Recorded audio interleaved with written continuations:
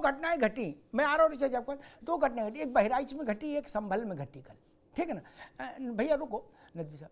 तो बहराइच में जब मारा गया मिश्रा, अगर मैं सही याद कर, गोपाल मिश्रा ऐसा कोई कि जो भी नाम था, जब वो मारा गया तो उसको किसी ने मासूम निर्दोष नहीं कहा, वो मारा गया तो उसको एक तरीके से ऐसा पिक्चराइजेशन किया गया कि उसने बवाल इतना किया कि उत्तेजना मार दिया गया। संभल में जो मारे गए क्रॉस फायरिंग में, पथराव में, उनके लिए कहा जा रहा है नन्हे मुन्ने मासूम। ये दोहरा मानदंड ठीक नहीं। अगर मासूम है तो फिर बहराइच और संभल दोनों जगह है। मैं ये स्वीकार नहीं कर सकता कि बहराइच वाला मरा तो मासूम नहीं था, संभल में मरे तो मासूम है ना। एक बात पैमाना तय कर लो, उसी से नपने से सब नापे जाए। खैर ऋचा जी, मैं फिर वही आऊंगा, मैं कलेक्टर और कप्तान पर कैसे भरोसा कर लूं? हमको मालूम है संभल की हकीकत क्या है, उनको नहीं मालूम। हमको मालूम है शफीकुर रहमान बर्क क्या थे, उनको नहीं मालूम। हमको मिजाज मालूम है संभल का, हमको संभल का मिजाज मालूम है, कैराना का मालूम है, मुजफ्फरनगर का मालूम है, शामली का मालूम है, थाना भवन का मालूम है। वहां अंदाज नहीं था, बोले माइक लेके जाएंगे और डंडा लेके जाएंगे और सर्वे करा देंगे, हैं? ऐसा सोचे थे ऋचा जी? नहीं आदरणीय अमिताभ सर, सर्वे का आदेश होने के बाद पहले दिन भी पुलिस प्रशासन सर्वे टीम के साथ गया है और वहां पर शांतिपूर्ण तरीके से सर्वे हुआ है। लेकिन पहले दिन के सर्वे के बाद समाजवादी पार्टी के नेताओं के द्वारा संभल के लोगों को लगातार उकसाया गया, लोगों को हिंसा करने के लिए भड़काया गया। और मैं इस बात को स्पष्ट रूप से कहना चाहती हूं कि अशोक यादव जी और समाजवादी पार्टी के लोग इस बात को अच्छी तरीके से जानते हैं और इनकी मजबूरी है कि ये हमेशा पत्थरबाजों के पक्ष में खड़े होते हैं, दंगाइयों के पक्ष में खड़े होते हैं। और आज फिर से समाजवादी पार्टी और स्वयं समाजवादी पार्टी के राष्ट्रीय अध्यक्ष अखिलेश यादव जी दंगाइयों के पक्ष में खड़े हुए हैं। और आपने भी उस बात का जिक्र किया कि किस तरीके से समाजवादी पार्टी के सीनियर नेता श्री रामगोपाल यादव जी ने तो कोर्ट को ही बता दिया कि कोर्टें देश में आग लगवा देगी। तो इस तरीके की भाषा का इस्तेमाल करके ये फिर से देश में दंगों को भड़काने की कोशिश कर रहे हैं। लेकिन मैं इसमें 2 बातें और जोड़ना चाहती हूँ आदरणीय अमिताभ सर। अभी एएमआईएम के प्रवक्ता भी कह रहे थे और अशोक यादव जी भी कह रहे थे, नारों की बात कर रहे थे। एएमआईएम के प्रवक्ता ने उन नारों की बात क्यों नहीं की जिसमें नाराए तकबीर और गजवाए हिंद का नारा देते हुए तमाम उपद्रवी भीड़ निकल आई। और एआईएमआईएम के प्रवक्ता जी को मैं एक और बात कहना चाहती हूँ, अभी ये प्लेसेस ऑफ वर्शिप लॉ की बात कर, एक्ट की बात कर रहे थे, इनको ये एक्ट पढ़ना चाहिए। और जिस तरीके से समाजवादी पार्टी के जियाउर रहमान बर्क, जिम्मेदार नेता और एमआईएम के लोग लगातार प्लेसेस ऑफ वर्शिप एक्ट का हवाला देते हुए लोगों को गलत जानकारी दे रहे हैं, आपके माध्यम से मैं भी ये पूरे देश को बताना चाहती हूँ, उसी प्लेसेस ऑफ वर्शिप एक्ट की धारा 4 की उपधारा 3 के क में लिखा हुआ है कि जो भी इमारतें एएसआई के द्वारा संरक्षित की गई हैं, उन ऐतिहासिक इमारतों के ऊपर ये कानून लागू नहीं होता है। लेकिन ये मस्जिद, लेकिन ये नहीं रुक जाइए, मैंने आपके बीच में नहीं, अभी केवल ऋचा सिंह फिर नदवी जी। आपको जानकारी नहीं है, ये मस्जिद एएसआई के अंडर में नहीं थी, ये मस्जिद संभल की जामा मस्जिद है। चुप कराइए अमिताभ सर। ठीक, अभी रुकना होगा नदवी साहब अपनी बारी में। जी जी, देखिए आप एक तो पूरे देश को गलत जानकारी देके भड़काना बंद करिए। अपनी राजनीति की दुकान के चक्कर में समाजवादी पार्टी और एमआईएम जैसे लोग पूरे देश को दंगों की आंख में झोंकना चाहते हैं। लेकिन उत्तर प्रदेश में आदरणीय योगी आदित्यनाथ जी की सरकार है, किसी को भी कानून हाथ में लेने की इजाजत नहीं दी जाएगी। और आपको ये एक्ट पढ़ना चाहिए, मैं इसीलिए ये एक्ट लेकर बैठी हुई हूँ। आप जाइए इसकी धारा 4 की धारा 3 को और का को पढ़िए। और एएसआई के द्वारा 104 वर्षों से संभल की जामा मस्जिद को संरक्षित किया जा रहा है। बिल्कुल कानून के ठीक है ऋचा जी, अब रुकना होगा ठीक है, रुकना होगा अभी रुक जाइए, अभी दोनों लोग रोकिए, नदवी को भी रोकिए, ऋचा को भी रोकिए। अशोक जी के पास आऊंगा, लेकिन एक बात कह दूं, एएसआई दखल दे सकती नहीं दे सकती, संरक्षित है कि कौन सी रक्षित है, ये सब ना नदवी तय कर सकते ना ऋचा ना हम।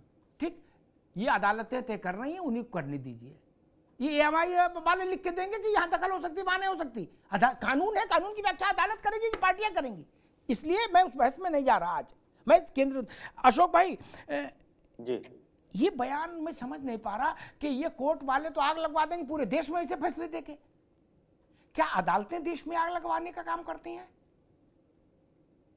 या पथराव करने वाले लोग देश में आग लगवाने का काम करते हैं? बड़ा गंभीर बात है। अगर ऐसी ये बात सच है कि भारत में की जुडिशरी आग लगवा रही तो फिर बहुत ही गंभीर बात कह दी। नहीं,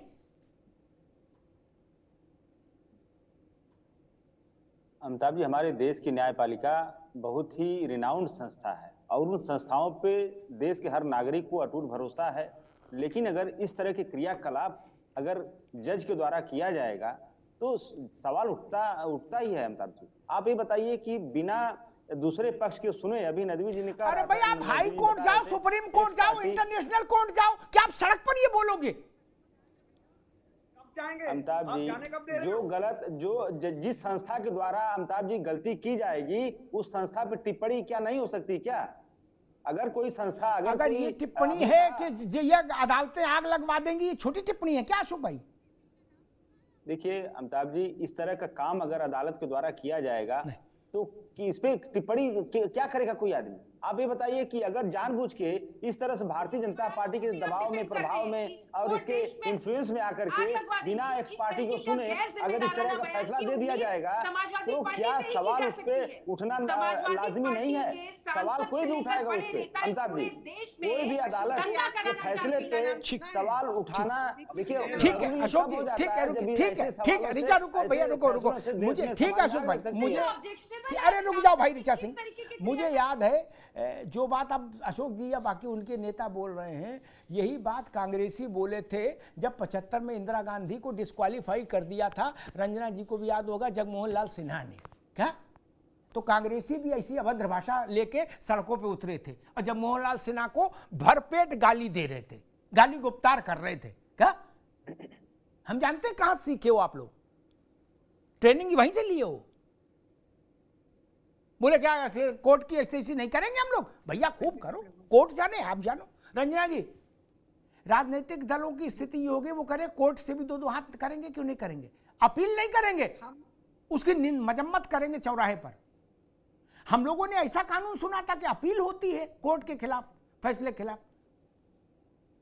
रंजना जी, हम अमिताभ जी ये कह रहे हैं जी कि सीपीसी, इन्होंने सीपीसी का नाम सुना है, जिसको कोड ऑफ सिविल प्रोसीजर कहते हैं। उस कानून के तहत जिला न्यायालय को, मुंसिफ को या जिला न्यायालय को ये अधिकार प्राप्त हैं। 8 का एप्लीकेशन सीपीसी के प्राविजनों के तहत, सीपीसी के प्राविधानों के तहत दी गई थी।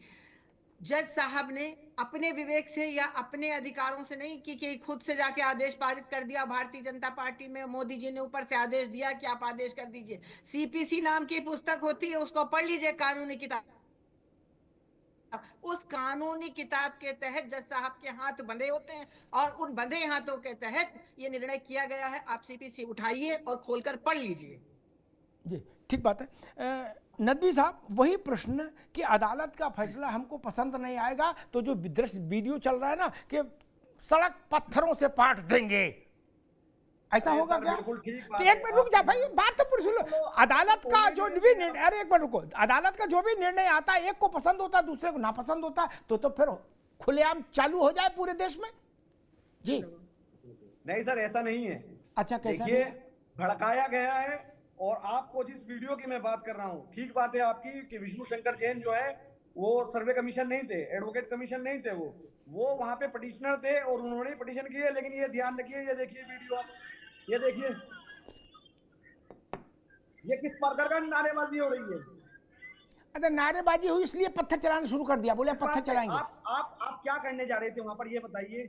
नहीं, नारेबाजी होगी तो पत्थर चलेगा, उसका जवाब पत्थर तमंचा है। आप सर्वे करने जा रहे थे, आप सर्वे करने जा रहे थे ना, भड़काऊ नारेबाजी तो नहीं लगाने जा रहे थे। आप सर्वे करते, आपने पहले दिन भी सर्वे किया था, आप दूसरे दिन भी सर्वे करते, और जब तक सर्वे रिपोर्ट में आप फाइल करें आप सर्वे करते रहते। लेकिन आपकी मंशा थी कि आप लोगों को भड़काएं, आपकी मंशा थी कि आप दंगा कराएं, आपकी मंशा थी कि आप लोगों के कत्ल का जरिया बने, आपकी मंशा थी कि आप जाएं और जो हिंदुस्तान के अंदर और उत्तर प्रदेश के अंदर अमन शांति चल रही है उसका किसी न किसी तरीके से खात्मा करें। इसीलिए विष्णु शंकर जैन के साथ जो लोग जा रहे हैं, आप मस्जिद का सर्वे करने जा रहे थे, आप किसी सेना पर महाज पर थोड़े जा रहे थे कि आप जय श्री राम और उस प्रकार के दूसरे ना, आप किस बात की फतेह का जश्न मना रहे थे? अरे कोई कोर्ट का फैसला, कोर्ट ने सिर्फ इतना कहा था कि आप जाके सर्वे कर लीजिए, तो कोर्ट ने यह भी कहा होगा कि पूर्ण अमन और शांति में शांति व्यवस्था बनाए रखकर आपको सर्वे करना है। ये नहीं कहा था क्या कोर्ट ने? आपने कोर्ट का वो पालन नहीं किया। और सुनिए ऋचा सिंह जी, आप बार बार कह रही हैं, बिल्कुल उत्तर प्रदेश के अंदर नहीं देश के अंदर कानून का राज चलेगा, और जो भी व्यक्ति कानून हाथ में लेगा उसके खिलाफ ठीक है मुफ्ती साहब, समय कम, अभी रुकना होगा। ऋचा जी अभी रुकना होगा, समय कम है, समय कम। अशोक भाई, मेरा प्रश्न वही, कोर्ट तब तक सम्मानित है जब तक हमारे मजे का फैसला देगा, नहीं देगा तो हम हजार, अरे रुक जाओ भाई, तो हम 1000-2000 लड़के उतार देंगे गली में, बोले देख कपार फोड़ो सबका, क्या? अब बोले कोर्ट की भी इस्तेसी करेंगे सड़क पर, और कहेंगे यही लोकतंत्र है। ऐसे ही है, यही नहीं, बिल्कुल नहीं, चलने लगे, बिल्कुल ऐसा नहीं है। तो फिर ये जान लो चिंगारी का खेल बुरा होता है। आज फैसला आपके खिलाफ है, कल दूसरे खिलाफ होगा, पर फिर तो हर आदमी पत्थर लेके अपना फैसला कर लेगा सड़क पर। ये चाहते हैं ऐसा हो जाए, ऐसी मान्यता हो जाए, बोले कोर्ट ठेंगे पे, जज साहब ठेंगे पे, बोले पत्थर से फैसला करेंगे, ऐसा चाहते हैं हम भारत। देखिए अमिताभ जी, इस देश में या प्रदेश में अनारकी व्यवस्था कोई नहीं चाहता है, सब चाहते हैं कानून का राज हो, कानून सम्मत कोई भी काम हो। सवाल तब खड़े होते हैं ना अमिताभ जी, जब इस तरह के जो नेक्सस है प्रशासन का, पुलिस का, सरकार का, जुडिशरी का, एक नेक्सस बनाकर जब इस तरह के प्रायोजित दंगे कराने की साजिश रची जाती है ना अमिताभ जी, तब सवाल खड़े होते हैं। और इस नेक्सस का ही प्रतिफल है, इस नेक्सस का ही तो रिजल्ट था उस दिन जो बहराइच में दंगा हुआ और जो दंगा कल संभल में हुआ। तो ये सरकार प्रायोजित दंगा है। ठीक है अशोक जी, ठीक है, समय कम है, समय कम है। ऋचा जी, समाजवादी पार्टी कह रही है सरकार और कोर्ट का नेक्सस है, हिंदी में बता दें, साठ गांठ है, मिली भगत है। सपा ने सारे अदालतें लपेट ली, मुंसिफ से लेके और खन्ना साहब हमारे चीफ जस्टिस तक, बोले मिली भगत में शामिल है लोग, लो कर लो बात। अब खन्ना साहब जाने, समाजवादी पार्टी जी, समाजवादी पार्टी को चूंकि संवैधानिक संस्थाओं का, न्यायालय का, किसी का भी सम्मान करना नहीं आता है, ये हमेशा संवैधानिक प्रक्रियाओं का अपमान करते हैं, न्यायालय का अपमान करते हैं, चुनाव आयोग का अपमान करते हैं, क्योंकि ये अपनी हार नहीं पचा पाते हैं, चाहे वो चुनावों में हुई हो। जब चुनाव में हार होती है तो चुनाव आयोग को उसका जिम्मेदार ठहरा देते हैं। जब इनके पक्ष में निर्णय नहीं आता या इनके मन का निर्णय नहीं आता या इनको तुष्टीकरण की राजनीति करनी होती है, तब ये न्यायालयों को जिम्मेदार बता देते हैं। तो ये समाजवादी पार्टी का मूल चरित्र है। ठीक है ऋचा, मैं छोटे से रंजना जी आपसे लूंगा, बहुत छोटे टिप्पणी। सपा कह रही है सरकार और जुडिशरी की साठ गांठ है, मिली भगत है, छोटी सी टिप्पणी।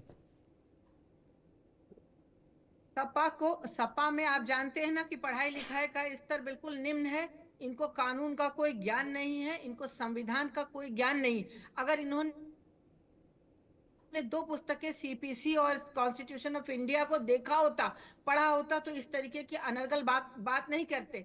ये संविधान का भी अपमान कर रहे हैं, कानून की पुस्तकों का भी अपमान कर रहे हैं और साथ साथ न्यायालय का अपमान कर रहे हैं। जब इनकी सरकार थी, जब इनकी सरकार थी, आप बहुत पढ़ी लिखी बैठी हैं यहाँ पे, तब ये न्यायालय आपको पता है सीआरपीसी आईपीसी सब बदल गया, पता है कि नहीं आपको? तब भी तो न्यायालय ने फैसले दिए, जब पता नहीं है, बीएनएस हो गया है भाई, पढ़िए उसको। भारतीय न्याय संहिता, भारतीय नागरिक सुरक्षा संहिता, भारतीय साक्ष्य अधिनियम, ये सब हो गया है। और आप बड़ी विद्वान वाली बैठी हैं यहाँ पे, आपको पता नहीं है कि सीपीसी सीआरपीसी का जो है नाम क्या बदल के हो गया है? पढ़ के आई हैं आप, पढ़ी है बीएनएस क्या होता है, बीएनएस के बारे में सुनी है, भारतीय न्याय संहिता के बारे में सुनी है, भारतीय नागरिक सुरक्षा संहिता के बारे में पढ़ी है कभी?